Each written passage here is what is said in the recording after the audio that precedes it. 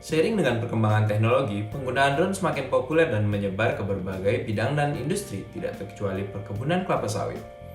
Dalam video ini saya akan membahas mengenai perkembangan Information and Communications Technology atau Teknologi Informasi Komunikasi, Geographic Information System atau yang biasa disebut GIS, dan penggunaan drone dalam perkebunan kelapa sawit.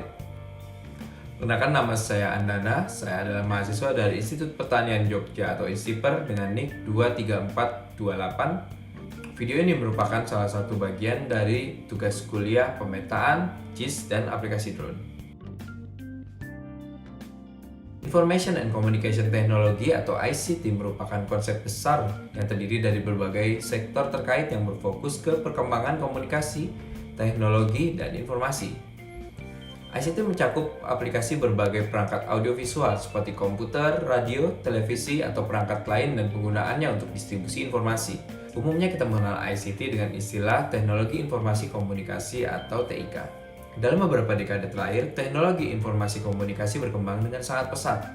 Dimulai dari komunikasi audio menggunakan radio dan telepon, komunikasi audio visual lewat televisi, hingga yang menjadi tren saat ini adalah yang menggunakan berbasis internet. Internet merupakan salah satu tonggak besar dalam perkembangan ICT karena mudahnya akses untuk menggunakannya. Berbagai peralatan teknologi dari komputer, televisi, hingga ponsel seluler berkembang dengan sangat pesat dan semakin canggih. Begitu juga dengan penerapannya dalam berbagai aspek kehidupan manusia. Saat ini penggunaan internet untuk media komunikasi, data processing, mobile banking, hingga media sosial dan entertainment menjadi bagian yang tidak terpisahkan dalam kehidupan sehari-hari. Geographic Information System atau yang biasa disebut GIS merupakan salah satu bidang yang berkembang pesat seiring dengan perkembangan teknologi informasi komunikasi. GIS adalah sistem informasi pemetaan yang digunakan untuk data input, processing, dan analisis untuk berbagai data berbasis geografis.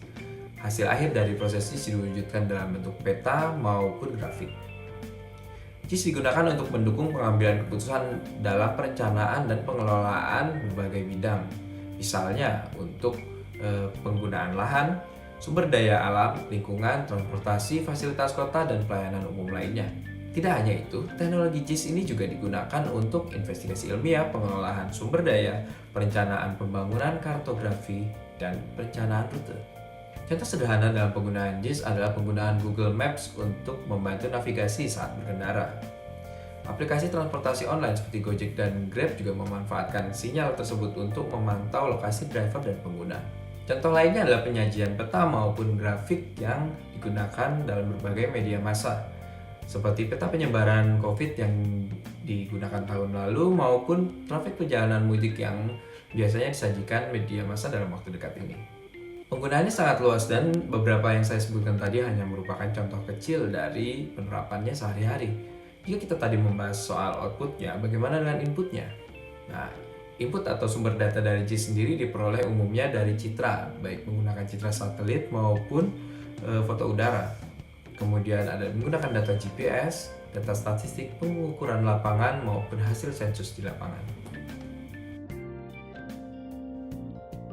Unmanned Aerial Vehicle atau UAV atau pesawat tanpa awak merupakan salah satu device yang berkembang pesat dalam beberapa tahun terakhir.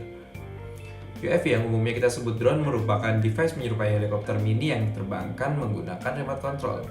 Dilengkapi dengan fitur kamera dan monitor, drone dapat menangkap foto maupun video udara sehingga dapat digunakan sebagai media untuk sumber data atau input dalam GIS. Dalam penerapannya, drone dapat digunakan secara manual maupun otomatis. Foto yang dihasilkan dari drone tersebut kemudian dapat kita olah dengan berbagai aplikasi pengolahan data drone mapping seperti Pix4D, Agisoft Photoscan, ArcGIS, maupun program-program lainnya. Saat ini drone banyak digunakan dalam berbagai bidang dan industri, mulai dari militer, perkebunan dan pertanian, pertambangan, konstruksi, hingga entertainment. Bahkan banyak juga yang menggunakan drone untuk sekedar hobi karena fungsinya yang unik. Perkebunan kelapa sawit merupakan salah satu industri yang saat ini mulai menggunakan drone untuk membantu manajemen di dalamnya. Beberapa contoh sederhana penggunaannya antara lain untuk menangkap dokumentasi udara guna berbagai keperluan seperti foto kondisi areal untuk melihat progres pekerjaan seperti sisip titik kosong maupun pengendalian guma, ataupun untuk memantau progres pekerjaan seperti pembangunan pabrik maupun fasilitas lainnya. pengukuran dan pemetaan areal konservasi yang dilakukan secara otomatis ataupun manual, hingga video dokumentasi udara untuk keperluan kunjungan virtual. Dalam beberapa tempat, bahkan drone saat ini sudah mulai digunakan untuk membantu berbagai kegiatan perkebunan lainnya, seperti sebagai media transportasi untuk menjangkau lokasi yang terisolir, maupun untuk membantu kegiatan penyemprotan dan pemupukan.